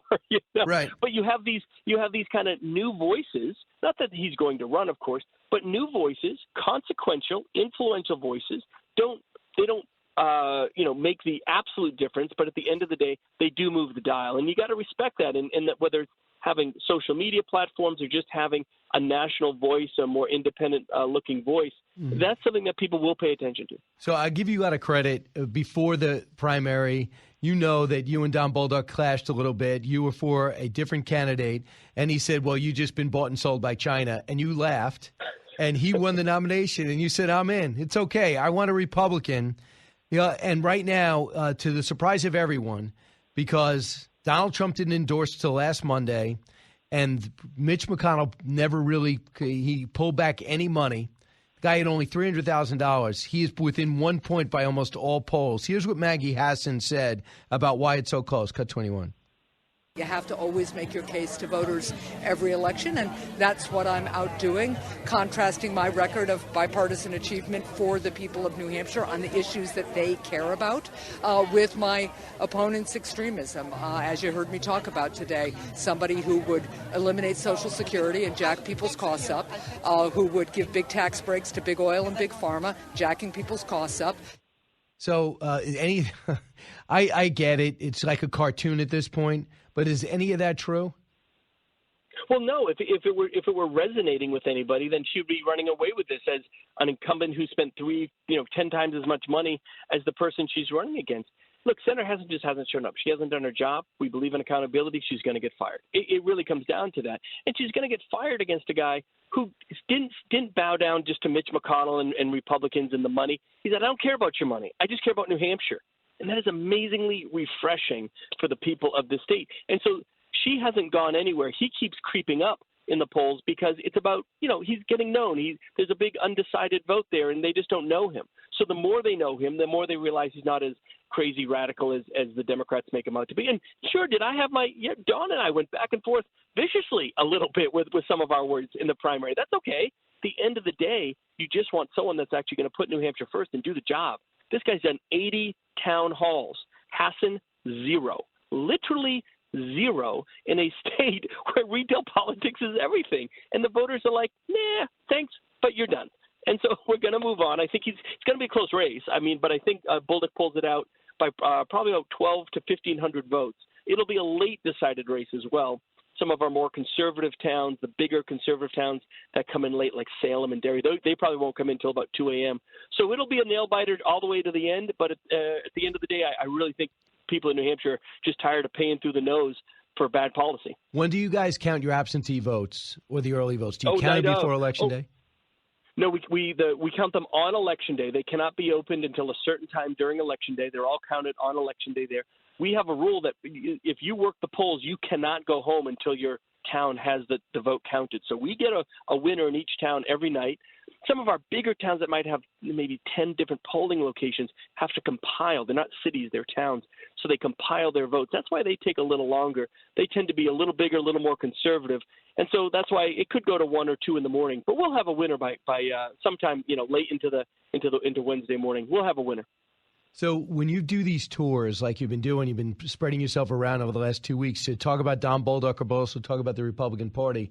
I was just fascinated by the fact that some of the questions caught you totally by surprise. And one of which was on Meet the Press. In fact, I really deserve so much credit because I watch all the Sunday shows because I'm lonely and I don't have many friends.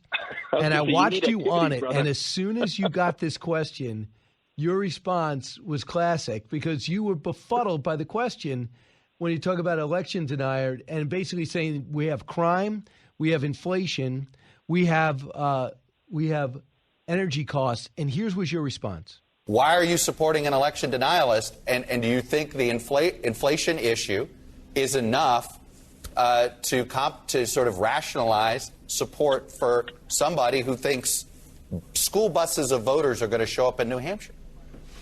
Yeah, let me tell you, you're in a bubble, man. I love it, Chuck, but you are in a bubble if you think anybody is talking about what happened in 2020. Because he is in a bubble. That's all they focus on. I played that on Fox and Friends, and they played it all day. Were you surprised at how much play that got?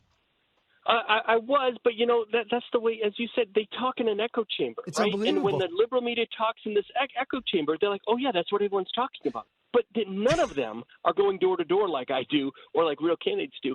And if you just did that for 10 minutes, you'd realize, oh, wait a minute, this isn't an issue. Politicians, the key to be a good politician and a good leader is not talking about the policies that matter to you. It's about listening to the policies that matter to the constituents, connecting with them on an empathetic level. The national media typically just doesn't do that. Gotcha. And on some level, the conservative national media has an issue with that too. Not Brian Kilmeade, though. Brian Kilmeade has walked the streets of New Hampshire. Aha. You and I have walked those streets. And and I've seen you engage with folks, and I actually mean that quite sincerely. I think you're a little bit different there. Thanks, Governor. Governor, thanks so much.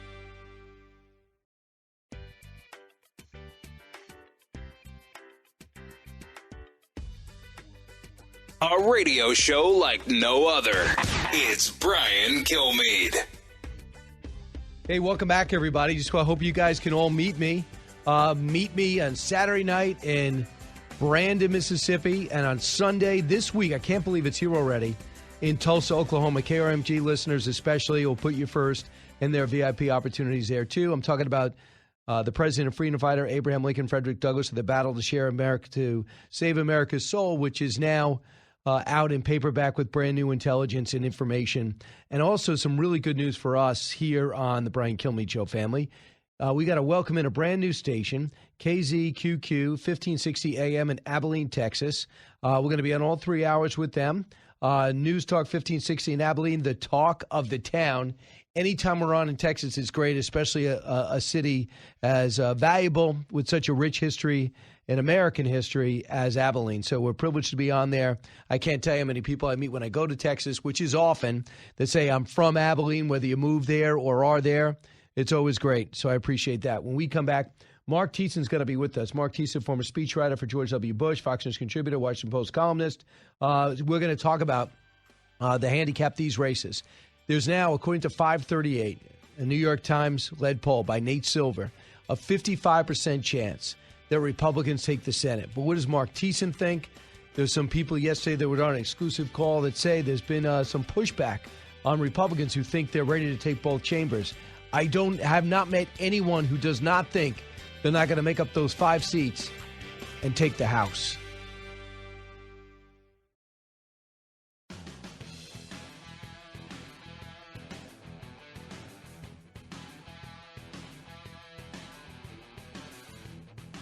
The more you listen, the more you'll know. It's Brian Kilmeade. Welcome back. Brett Baer and Mark Thiessen here. How do I know? I'm looking at him. I mean, I'm talking about in studio. I mean, this must be a big day. Or tomorrow's even a bigger day. Mark, Brett, how do you explain why you're here? I have no clue. Right. You just tell them. But is it something against your will? You just told me to show Right. up. That's what I said. Mark, why the hell are you here? Brett asked me to come to New Right. York. So that's why. No, this. I wish we could play back how many times we've heard this, the biggest election in our lifetime. But it does feel like the biggest election in our lifetime because so much seems to have changed in the last year and a half. Not a little bit. Yeah. No, it's a big shift, and there will be a paradigm shift if Republicans take both chambers. It will be the end to the Biden administration legislative agenda, and I think that the question with this election is we don't know. We don't know. We know pretty much that the House is going to go to the GOP. Even in the best case scenario, Democrats fall short. We don't know about the Senate. There are so many races that are tight that it all depends on who turns up to vote tomorrow. I mean, it's almost like an average week in football. You have 16 games. Everyone's got different texture to it. But, Mark, what they say is, I listen to a lot of the experts and veterans like Carville says, even though they're all close, they usually go in one direction. It's never 5-5. Like, it's going to be 8-2 if there's 10 up for dispute. Do you buy into that? I do. So the late-breaking undecideds in a midterm election like this where the president's in office and he's unpopular tend to break towards the opposition. So I think some people have been holding off, but they've been deciding. I mean, basically, Republicans in the Senate, they have to hold the ground that they have, which is Pennsylvania, Wisconsin, North Carolina, and Ohio, and then they have to pick up either Nevada, or Georgia, Arizona, New Hampshire, any couple of those.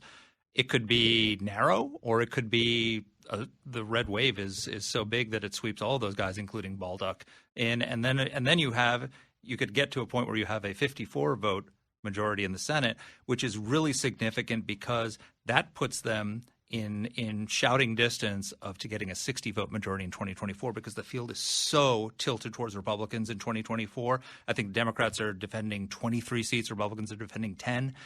9 of those seats are vulnerable where either Trump won or Biden won by less than 5 in those seats, whereas Republicans are not defending a single seat in a state that Biden won. So they could very easily win 4 more seats or 5 more seats in 2024 and have a 60-vote majority and possibly a Republican president. So this is the one thing, before I play any sound and move on to some intriguing governor's races, especially one here in New York, there's 2 things that happened. One, Donald Trump's got a lot of money and didn't spend it. And a lot of people gave money to him and on the hopes that he was going to spend it to the candidates that he endorsed. And number 2 is Mitch McConnell bowed out of 2 races, which, 2, New Hampshire and Arizona. Yeah, but other groups stepped in. They redeployed that money to other places that they thought there were more. But don't you think he gave up on that? Don't you think he gave up on Bolduc and gave up on Masters? I don't think so. I mean, I think that there is a lot of shifting money, different pockets of money that, I mean, listen, $8.4 billion will have been spent on this election, a midterm election. And, there's a whole bunch of different groups, and I think they assessed that there were other groups going into New Hampshire. And Bolduc is close. I mean, he's really close. It's amazing, isn't it? I will tell you what happened. So just for the record, Mitch McConnell has spent, and his aligned PACs has spent $238 million on Trump-nominated Senate nominees, and Donald Trump has spent $14 million. So that's the difference right there. The reason they were not able to invest in Arizona and they did invest about $16 million in New Hampshire is because they had to spend $36 million in Ohio. So J.D. Vance is running for a seat where he's been neck and neck. He's running for a seat that Rob Portman won by 20 points. Right now, Mike DeWine is winning by 19 in his race. And so you should not have to spend $36 million in Ohio to save that seat. Do you blame J.D. Vance for that or Tim Ryan for running like a Republican? I blame the fact that we didn't nominate somebody in that state that can win by 20 points. That's the problem. I mean, there's a reason why Rob Portman chose to retire. And so if Rob Portman was on the ticket right now, they would have McConnell would have $36 million he could spend in New Hampshire, money that he could spend in Arizona, and he could have even invested in Tiffany Smiley in Washington State, who's running this really, really impressive upstart campaign, and gone for the big Grand Slam home run. But they didn't have that money because money's finite, and they had to waste $36 $26 million saving J.D. Vance. Well, don't you think part of it, Brett, is that Bolduc came out and says, I don't think that Mitch McConnell should be majority leader? I don't know. How do I put money into that? I don't know. We could read into that. I think there's a lot of deploying and redeploying of cash. It could be factored in, but as I also think that at that point it was more like an 8-point race. Now it's down to really the wire. I mean, it's almost tied in New Hampshire. And Donald Trump endorsed Monday, I think. He endorsed Bolduc. I mean, that might be the little percentage that he needed. And Chris Sununu, to his credit, who was called an agent of China, he goes, all right, I'm all forgiven. I'll go to bat for whoever the nominee is. Yeah. And that's another race where Sununu is running away with that race. And, I think he's running for president, don't you? I do. Yeah. I want to go to Joe Biden made 2 major gaffes this weekend. I'm obsessed with it because when we're paying for oil and gas and utility bills, he's saying he blamed the oil companies for windfall profits. Then he blamed Putin's price hike. Then he blamed Saudi Arabia for production. Cut one. No more drilling. There is no more drilling. I haven't formed any new drilling. And what he said is, there's no more drilling. I have not supported any new drilling. And he's answering a heckler, a green energy heckler in the audience. And, Brett, you got to be kidding me. I mean, he's massaging this message as all his economic experts going, well, our production is the same. It's the windfall profits tax we need to push to make them share some of their wealth. Is this a big deal? I think it's a big deal, especially after the coal comments over the weekend and the pushback from Senator Manchin. I mean, Manchin's statement 3 days before an election for a Democrat devastating to put out a statement like that against the Democrat in the White House is stunning. And he's not alone in thinking that that's exactly the wrong time to be saying all of this. Listen, you're going to have the green vote. There's not the liberal voters are not going to go, yes, I'm going for J.D. Vance, or they're not going to go over, I don't think. And yet he was catering to those people that were yelling the stop the drilling. Right. Here it is. Cut 2. Cost them too much money. They can't count. No one's building new coal plants because they can't rely on it, even if they have all the coal guaranteed for the rest of the existence of the plant. So it's going to become a wind generation. And all they're doing is going to save them a hell of a lot of money, and using the same transmission line that transmitted the coal-fired electric on. We're going to be shutting these plants down all across America. Now, Joe Manchin, a Democrat, says President Biden's comments are not only outrageous and divorced from reality, they ignore the severe economic pain the American people are feeling because of energy costs. Comments like these are the reason the American people are losing trust in President Biden and instead believe he does not understand the need to have an all-in energy policy, which Barack Obama had. Yeah, so first of all, that wasn't a gaffe. That was a statement of administration policy. So people forget this, but last November, John Kerry, his climate envoy, former Secretary of State, went to the COP26 climate conference in Glasgow and announced that the administration plan was to eliminate all coal-powered plants in the United States by 2030. So 8 years from now. So what he was saying, he said the quiet part out loud. Everyone had forgotten that.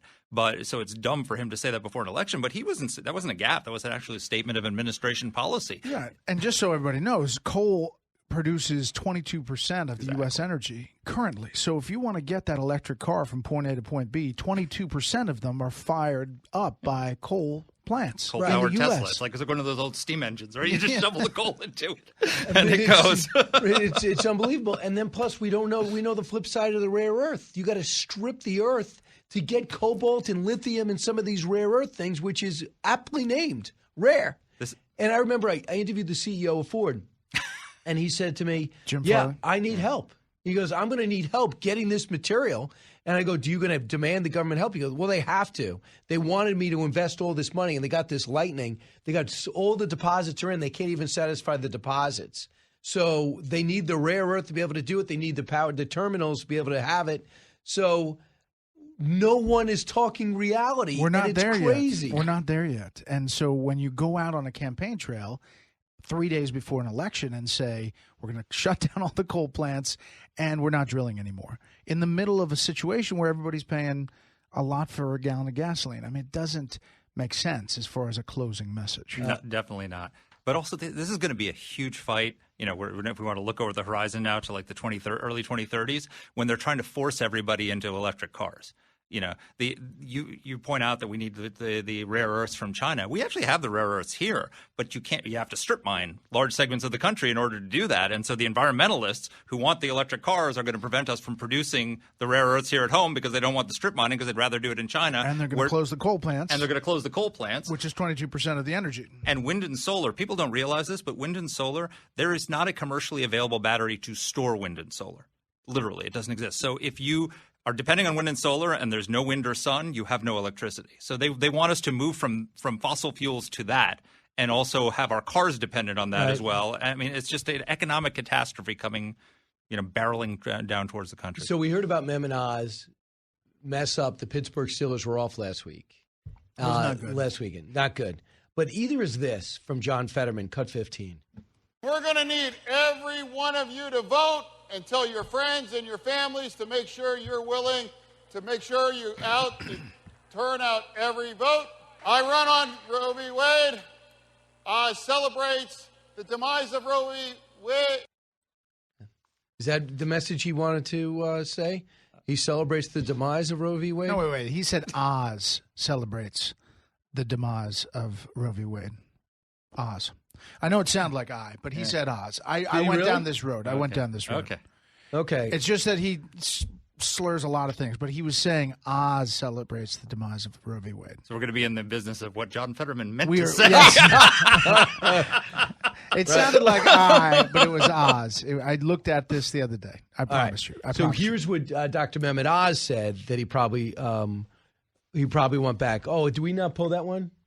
We probably didn't pull that one. The one where Oz says the Pittsburgh Steelers. No, it's okay.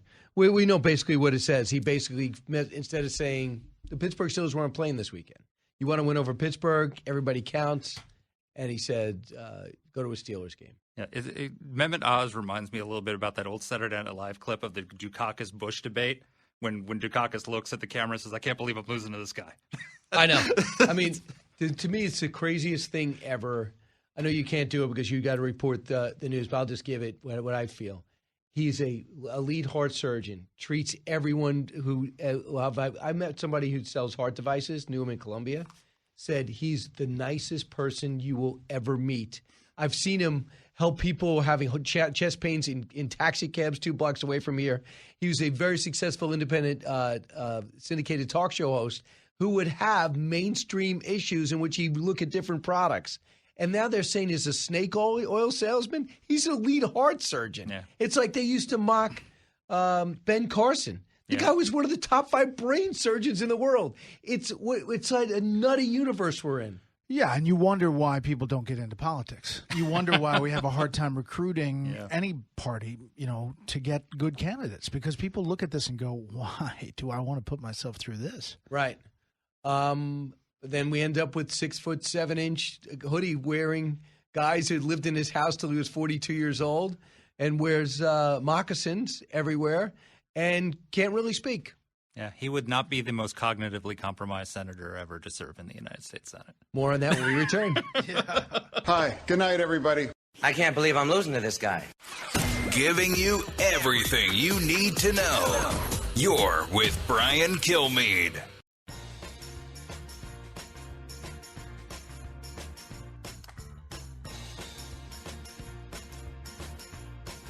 If you're interested in it, Brian's talking about it. You're with Brian Kilmeade. We have the best poll numbers. Where are they? Are they putting them up on the screen? We're winning big, big, big in the Republican Party for the nomination like nobody's ever seen before. Let's see. There it is. Trump at 71. Ron DeSanctimonious at 10%. So Mark Thiessen's here and Brett Baer for one more segment. First off, we got to promo your coverage tonight. And Mark, you're going to be all over it. Tonight, I have special report. That's Tomorrow, it? No, nothing special? Tomorrow is Election Day. But you're not going to do anything special tonight? What do you want me to do? A little song and dance? Can we get you an hour anywhere? That's right. We do have a stacked lineup. I mean, there's other people on the network. Right. Are you going to be on other shows? How many shows? 5 shows? No, I got 3. You got 3 shows? Yeah. Okay. Right. Yeah. No, I'll be It's really about tomorrow. Preparing. And just like visiting all these shows. Exactly. Because everyone's in New York. Mark, what about you? I've got no shows. Right. But you're going to be on all these shows. But I'll be on a bunch of them. Hey, Alex, good to get Mark a show.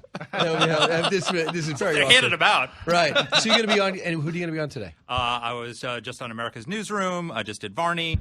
And you're going to be on tomorrow? I'm going to be on tomorrow, yeah, for election Okay, coverage as so well. your reaction to 2024, and what do you think Ron DeSantis is thinking when he heard he was referenced like that? I don't know. I think he's thinking about winning an election tomorrow, and all signs point that he's going to win big in Florida.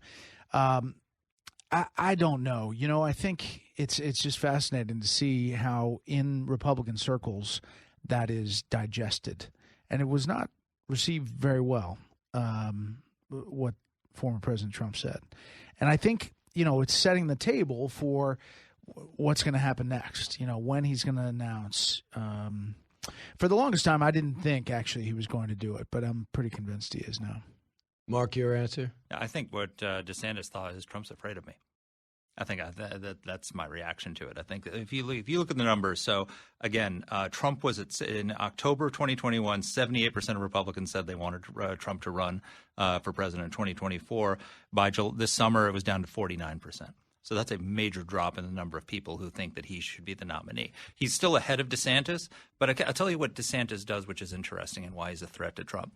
He gives you everything that you like about Donald Trump. He's a counterpuncher. He went after Disney. He pushed back on the lockdowns. He goes after the people, the way people love that Trump's a counterpuncher, that he's a fighter, right? I mean, you saw that ad that he did with the Paul Harvey, that God created a fighter. So he gives you all that. But he's also a wonk. Like if you watch his debate with Christ, it was just a masterclass of laying out his policies and what he's did. He's got a great record of conservative reform. And then he's able to flip the switch that Trump can't flip, which is that he went when that hurricane hit, no fighting with reporters, no politics. It was just no fighting with Joe boom, Biden. No fighting with Joe Biden. He embraced the president without doing the Chris Christie. He led. And so if you compare his hurricane briefings to Trump's COVID briefings, that tells you everything you need to know. And also his pitch is very simple. It fits on a bumper sticker. I want to make America Florida. Good. The only time That's is very appealing. Republicans and Trump, they could fight, no problem. But DeSantis is almost a member of the family because he came up with Trump. There's no doubt about it. Trump endorsed him and pushed him forward. And they've been one-on-one. What would be left of the party if they have to fight it out? That's the question. Glenn Youngkin. Right. Glenn Youngkin, not divorced, but not in fight. Also, Sununu, I think, is a He's going to definitely run, I think. Really? Yeah. I mean, I sense he does. I think there's going to be a lot of people who really get in, whether the former president is in or not. Including the vice president, Mike Pence. Maybe. Crazy time. First midterms. But that's good for Trump. The more people that run.